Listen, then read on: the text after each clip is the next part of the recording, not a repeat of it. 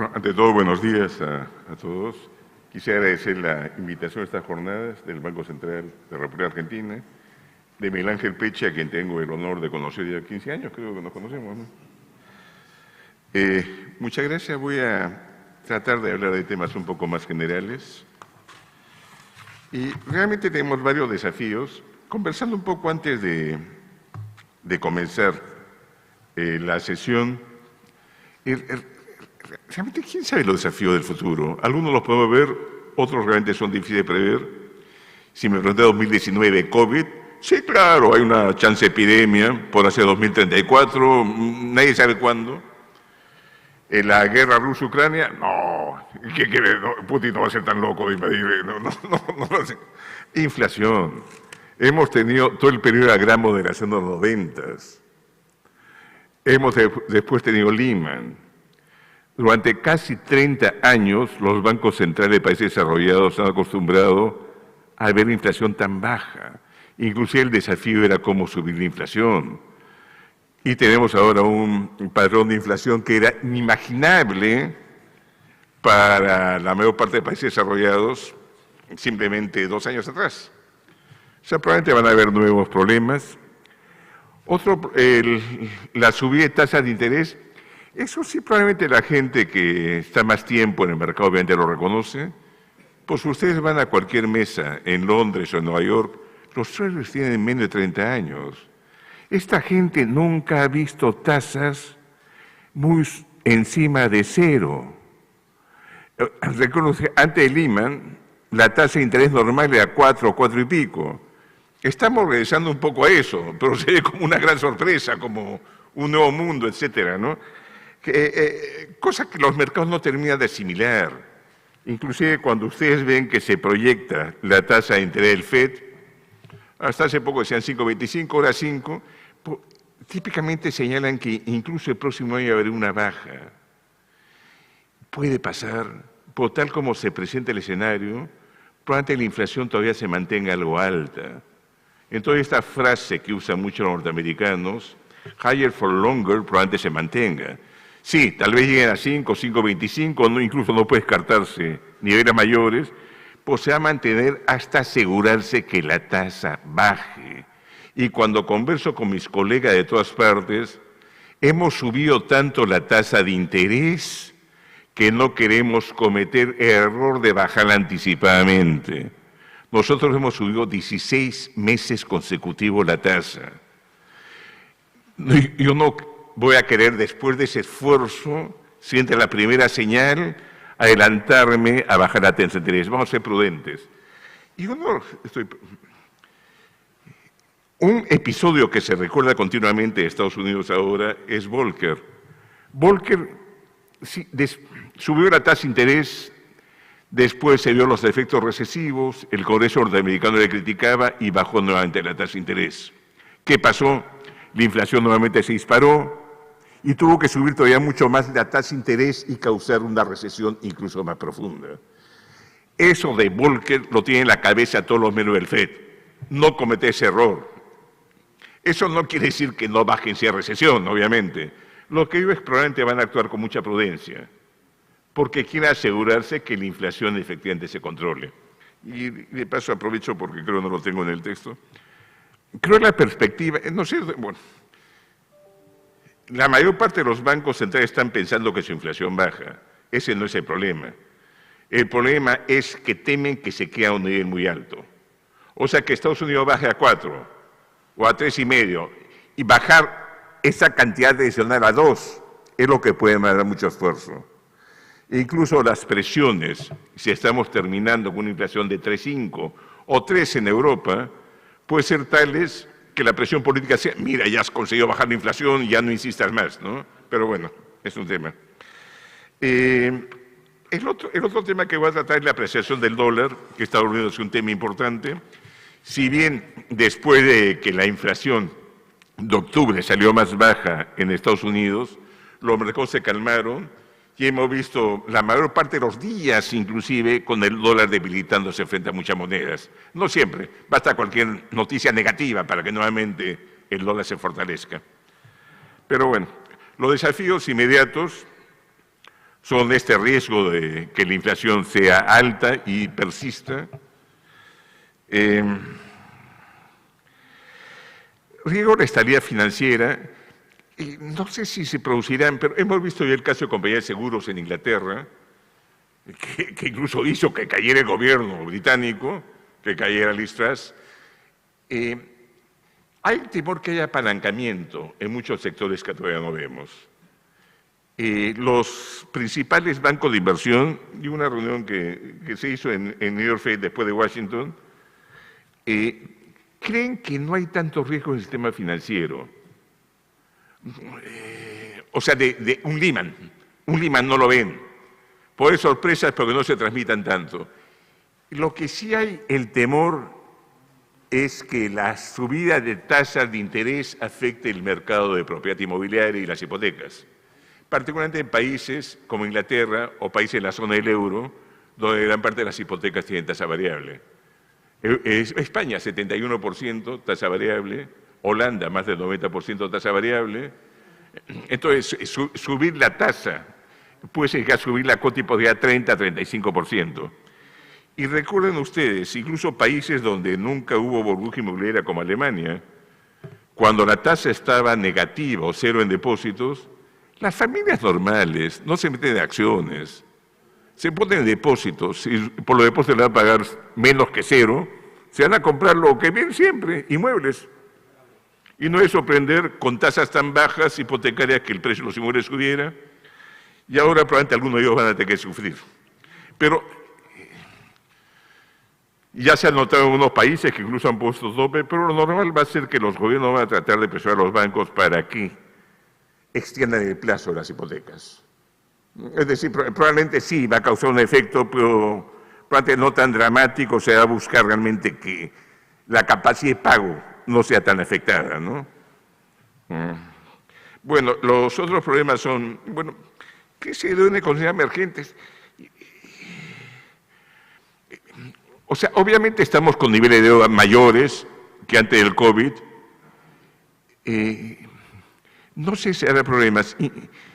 Intuyo que no. Ustedes me dirán, pero miren lo que pasó en Gran Bretaña, cómo subieron los bonos. Puede que sí, pero creo que todavía probablemente va a pasar un tiempo para que haya desconfianza importante de países desarrollados.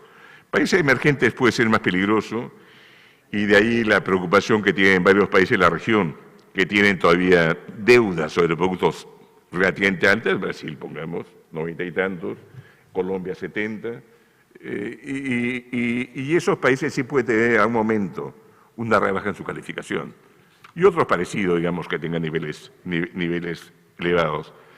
Y de repente, al tratar dólar alto, trata un poco más eso. Bueno, y el otro es riesgo de mayor inflación, y esta cosa que le voy a tratar un poco, pero todavía no se produce, la desglobalización.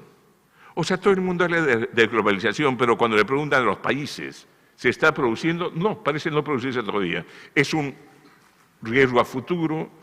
Hemos visto que los alemanes no van a querer nunca más depender de un proveedor de gas por las consecuencias que están teniendo. Estamos viendo que Estados Unidos cada vez quiere depender menos de algunos productos de China. China es consciente también que las restricciones que pueden poner Estados Unidos va a querer también depender algo menos, pero todavía no se aprecia claramente esta desglobalización. ¿Podrá notarse el futuro? Habrá que verlo. Janet Yellen, el actual secretario de Tesoro, dio un discurso en el Consejo Atlántico, ahora ya unos pocos meses, 3, 4 meses, en que hablaba más que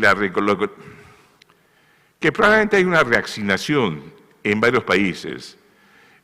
Algo parecido al nearshoring o reshoring, o sea, pero más diversificar, más que apostar por vecinos.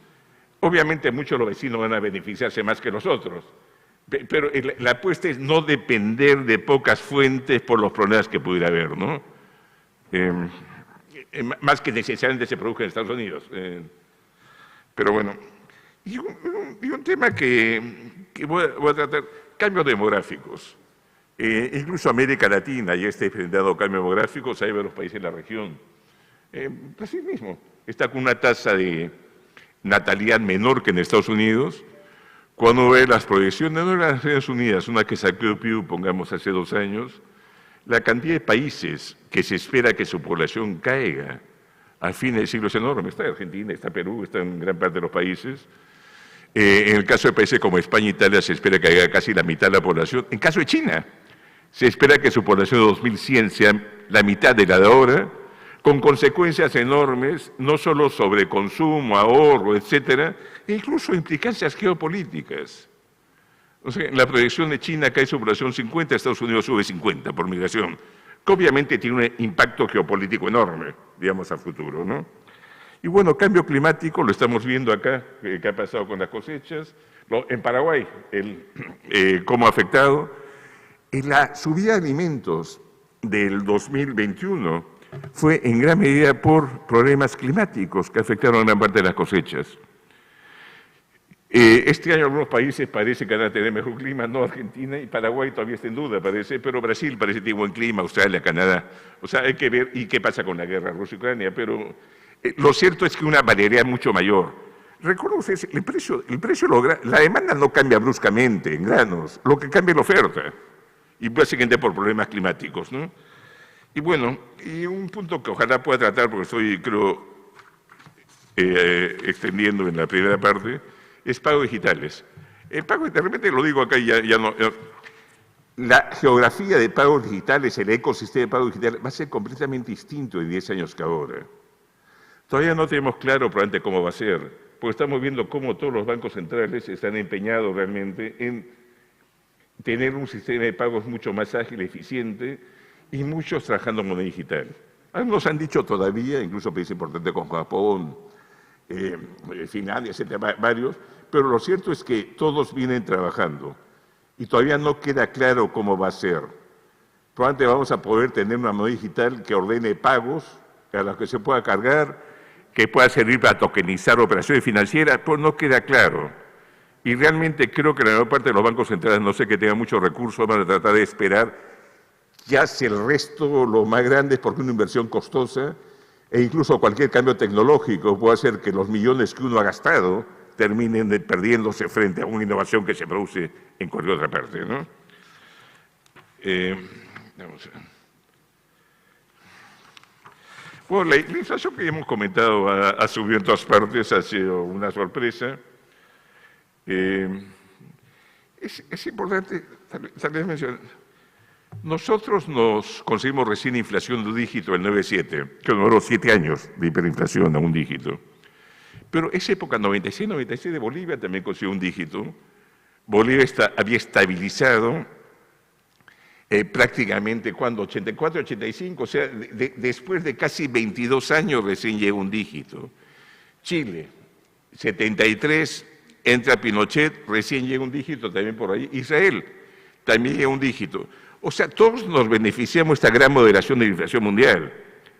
Por eso varios países creemos, tenía inflación 2 dígitos, no consiguen bajarla, recién en la gran moderación también consiguen bajarla. Pero bueno, ahora estamos en un periodo de inflación alta.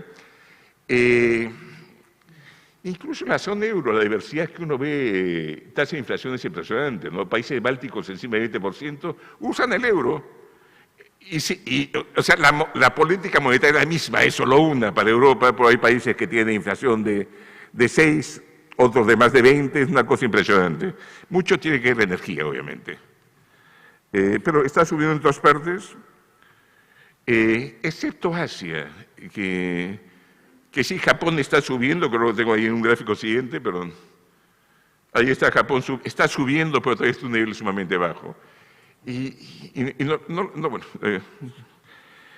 Energía subió un montón, alimentos ha subido un montón, recuerden ustedes el yen se ha depreciado 40% desde fin de 2020, prácticamente los otros precios no están subiendo, lo que no es energía y alimentos, a pesar de la depreciación, casi 40% de depreciación en 22 meses o 23 meses.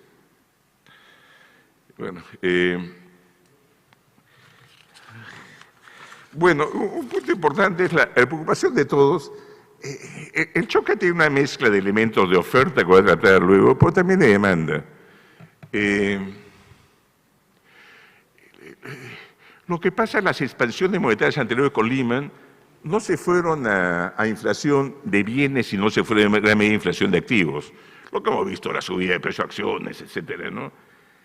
Y creo que mucho tiene que ver con política fiscal. El Banco Central compraba bonos por la política fiscal, excepto inicialmente con Obama, con Trump en la crisis y con Obama inmediatamente después, no ha sido expansiva en Estados Unidos hasta recién este periodo del COVID. Europa, tampoco. La aprobación de Alemania, que ha mantenido superávit fiscal todos esos años, hacía que realmente Europa en general no tuviera una política fiscal expansiva. Y fue solo política monetaria, que toma más tiempo. Ahora, más bien, la política fiscal se orientó a inyectar capacidad de gasto a las familias. En el caso de Estados Unidos era increíble, inclusive. El subsidio era más alto que lo que ganaba una persona en un sueldo en actividades de baja producción, en McDonald's. O sea, ganaba más que una tienda o un restaurante la persona que recibe el beneficio, que obviamente prefería no trabajar, si podía hacerlo, ¿no? Y sí, se fue al gasto, y se llevó al gasto con venganza. En un escenario en que además por las restricciones mismas de confinamiento, particularmente con ciudades que se cerraban en China, había aumentado un montón la dificultad de producir bienes. Y la demanda se fue a bienes, no a servicios, porque mucha gente no podía salir por el confinamiento. Pero fue demanda, una demanda que sube con restricción de oferta. Y eso ha causado en gran medida el problema. Y acá hemos regresado al rol de expectativas, que se vuelve bien importante, y creo que para mantener la credibilidad, el Banco Central tiene que actuar un poco anticipadamente. Y creo que los países desarrollados, algunos al menos, la mayor parte, se han demorado. O sea, como dicen, han reaccionado muy tarde. Es cierto que era difícil saber que podía pasar esto. Es cierto que inclusive ante la invasión de Ucrania por parte de Rusia, los precios parecían estabilizarse y parecía que esta narrativa de inflación transitoria podía ser la correcta, pero se ha tardado demasiado. América Latina y Europa del Este, más bien, sí, comenzó anticipadamente, ¿no? Brasil fue el que comenzó, bueno, también donde le subió la inflación un poco más alto, y después todos han seguido de una forma u otra, y lo mismo realmente Europa Oriental, ¿no? Asia recién está reaccionando por no tener inflación tan alta, y bueno, y estamos viendo Estados Unidos cómo comenzó, ha tenido 4 subidas de 75 puntos básicos, probablemente ahora ya pueda darse el lujo de ir moderando el ritmo de aumento, ¿no? 50 se espera ahora en diciembre.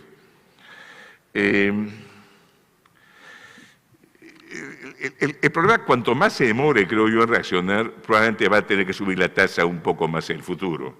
Si es que la inflación es transitoria, obviamente si fuera transitoria es otra historia. Y creo que a mí, en muchos también los bancos centrales, nadie quiere quedarse atrás de la curva, pero tampoco quiere nadie adelantarse demasiado a la curva y causar una recesión innecesaria. Entonces, es un arte y es difícil estimar, y muchas veces solo sabemos el resultado después. Antes podemos intuir y uno tiene que actuar con prudencia. Bueno, estas subidas de tasas que hemos visto en todas partes, lo de meta inflación en América Latina, han reaccionado rápidamente prácticamente todos. Actualmente, casi todos los países, nosotros somos los que tenemos más baja en la región, 7,25, pero hemos subido de 0,25, cero prácticamente, a 7,25 la tasa de interés.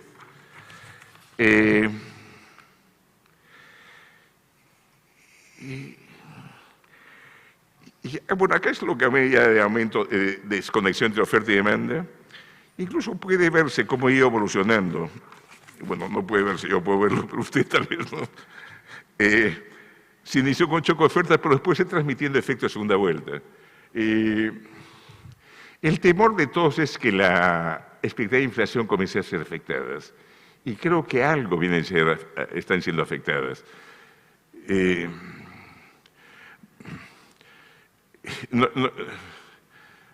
Bueno, todos los países hacen índice de difusión. En su caso está estable hace 4 meses, pues está el 70%, los ítems que aumentan más de 3%.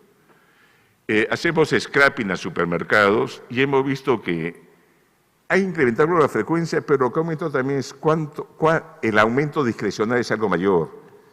Y hacemos encuestas que es interesante porque es una cosa cuando la inflación es más baja.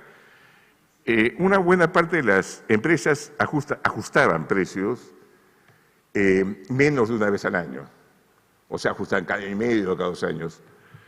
Otras ajustaban una vez al año y pocas relativamente antes ajustaban más de una vez al año. Ahora sí se ha ido incrementando los que ajustan con algo más de frecuencia y los incrementos son un poco más grandes. Y algo parecido parece estar sucediendo en varios países. O sea, una vez que la inflación comienza a modificar también el comportamiento de los agentes. Y disculpe retorcer a Perú. Nosotros vemos hiperinflación, pasar de 1 a 2 dígitos con políticas muy malas demoró varios años. De 2 a 3 dígitos demoró años, pero mucho menos. De 3 a 4 dígitos ya se pasa muy rápidamente. O sea, este cambio de comportamiento es paulatino, pero una vez que se da, la gente se comienza a adelantar a los precios. No espera que le llegue la lista del proveedor. Adelante los precios antes porque supone que el proveedor va a llegar con precios más altos, ¿no? Bueno, esto ya lo he visto, la inflación está subiendo en todas partes, alimentos y energía. Acá de repente se puede un poco la diferencia, en la siguiente, bueno, no importa. Sí se nota, en Europa la diferencia es energía. España, que llegó a 2 dígitos de inflación, ahora está en 6, 7 creo, y es porque la energía le ha bajado. Francia no ha tenido nunca inflación tan alta, 6, 7, 6 algo también está, porque su energía es nuclear, depende menos del gas. España no tiene gas de Rusia, sino depende del gas de Argelia. O sea, energía parece estar marcando un poco la diferencia dentro de la zona. Lo malo es que el país más influyente en la zona euro es Alemania, y Alemania se está con inflación de 2 dígitos. Alemania está con la inflación más alta desde la de los 3 años inmediatamente después de la Segunda Guerra Mundial, ¿no? O sea, los alemanes que todavía extrañan a su Bundesbank, a su Deutschmark, frente al euro, están con una inflación pues, que para ellos es casi como si el mundo se viera abajo, ¿no? Pero bueno. El dólar estos son los episodios de apreciación del dólar. Han coincidido casi siempre con subida de tasa de interés de Estados Unidos, no siempre. El periodo más agudo ha sido este Volcker. Con Reagan, sus primeros años fue un dólar fortísimo. Si alguien tiene una memoria mayor, el marco llegó a 1 y pico, el marco alemán. Después, cuando se revierte, la presión del dólar supera los 4. Disculpe, estoy hablando al revés. O sea, cuando el dólar se fortalece, llega a 4 y pico marcos por dólar, después en la segunda mitad de los 80s, llega a 1 y pico. O sea, vean los movimientos, casi realmente retrocede el 75%, le da una idea de lo fuerte que estuvo el dólar, casi el periodo más alto, que inicialmente causó recesión porque Estados Unidos entró en recesión con la subida de tasa de interés de Volcker. Por después ese tipo de cambio alto al final está beneficiando importaciones. O sea, el déficit en la balanza de pago de Reagan en su primer gobierno fue enorme al final. Obviamente si Alemania se apreció tanto puede exportar mucho más, etcétera, etcétera, ¿no? Pero inicialmente tiene impacto negativo y de repente tratando sobre el otro periodo. La subida esta que comienza en el 95, crisis asiática, crisis rusa. Países como los asiáticos, fuertemente endeudados sus corporaciones en dólares, un dólar fuerte, no ha sido tanto tasa de interés como el periodo anterior, pero un dólar fuerte hace realmente que las empresas vean más complicado el poder pagar la deuda, ¿no? Y sí, están dependiendo en exceso de dólar fuerte. Hubo crisis bancaria en gran parte de los países de América Latina, nosotros cerramos como 4 o 5 bancos pequeños, pero los cerramos. En el caso de Perú, recuerdo claramente, el primer semestre del 98, la expansión del crédito estuvo financiado 50% por línea de corto plazo del exterior.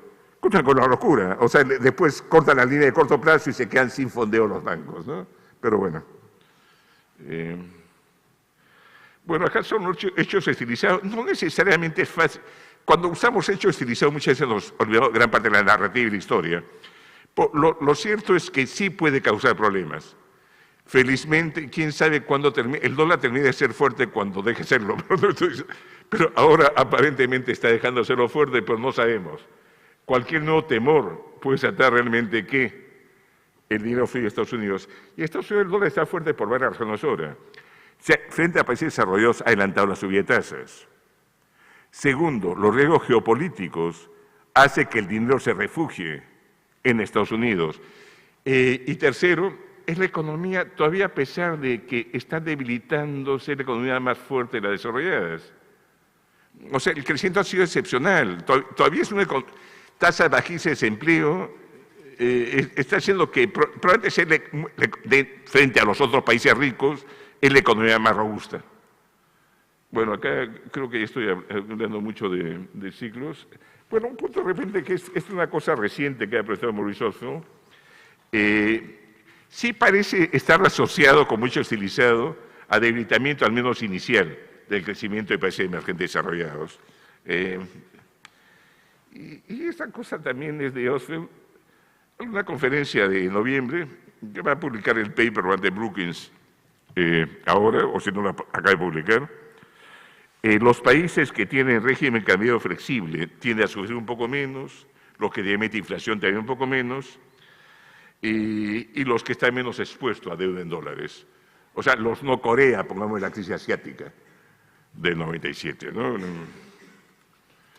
Bueno, un punto que se vuelve complicado es, en Jackson Hole en agosto hubo tratar de ver qué explicar la inflación, y realmente en el corto plazo es bien difícil hacerlo. No es que no sepa qué puede causar la inflación, lo que yo es puedo relacionar una cosa para medir a prever cuál va a ser la inflación del año pasado, eso es lo difícil. Lo monetario, sí, todo el mundo sabe que la inflación a largo es un fenómeno monetario, pues trate de ligarme el crecimiento del monetario con la tasa de inflación del próximo año y me hace una respuesta. Especialmente cuando son bajas, cuando estamos hablando de inflación de 2, 3, 4%. Se vuelve sumamente complicado. No creo que tengan un curso de agregado monetario. ¿Recuerdan ustedes cuando el agregado monetario se populariza en todo el mundo a fines de los 70? Volcker decidió utilizarlo, no lo utilizó del todo, pues decía que está utilizando agregados monetarios. Francia, Canadá, todo el mundo se puso a usar agregados monetarios.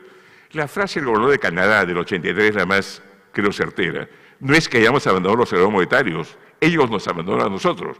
No daban una buena medida para saber qué pasa con la inflación, porque la demanda no es tan estable. Y lo mismo, las curvas de Phillips tampoco están dando. Están tratando de hacer realmente curvas de Phillips sectoriales. Cuando ve países como España, pongamos, tasa de desempleo todavía bastante alta, pero comienza a haber presión de sueldos en muchos sectores, el mercado laboral es segmentado. O en Estados Unidos ahora vemos vacancias enormes con desempleo. No es tan fácil hacer una curva para toda la economía, que sea predictiva, que es lo importante. No creo que estoy terminando y creo que, bueno, termino con esto porque estoy en el tiempo límite casi. El desafío, esto lo trató el BIS en su informe anual en junio, es en régimen de inflación baja, nadie espera inflación. Lo decía Greenspan, o sea, realmente uno ha hecho su tarea como Banco Central cuando la gente no habla de inflación, pues nadie le interesa, porque espera los precios estables. Lo que decían los antiguos, ¿no? Que realmente el Banco Central dice como la tiroides o el riñón, que nadie se preocupa por él a no ser que tenga un problema de salud. Pues nadie está pensando en su tiroides, al menos nadie normal, no sé que tenga un problema, ¿no? Y no piense el Banco Central porque la inflación está baja. Y cuando la inflación está baja, los precios generales no importan tanto. La inflación varía más porque siempre hay corrección de precios relativos. Y estos precios relativos son los que explican en gran medida la inflación. Más bien cuando pasamos a un régimen de inflación más alto, está hablando 6%, 8%, no. Sí, el componente común, el componente inflacionario se vuelve más importante. Y los precios relativos se apoyan sobre eso. El problema en un caso con inflación baja, los ajustes son casi relativos. No está subiendo todos los años necesariamente. El otro sí. las expectativas de inflación se alimentan, uno se adelanta a la inflación, uno, como ya sabe que la inflación va a ser 5%, prevé en su presupuesto que sus precios van a subir 5%, los sueldos van a subir 5% y la dinámica se perpetúa. Y creo que estoy en el límite. Muchas gracias.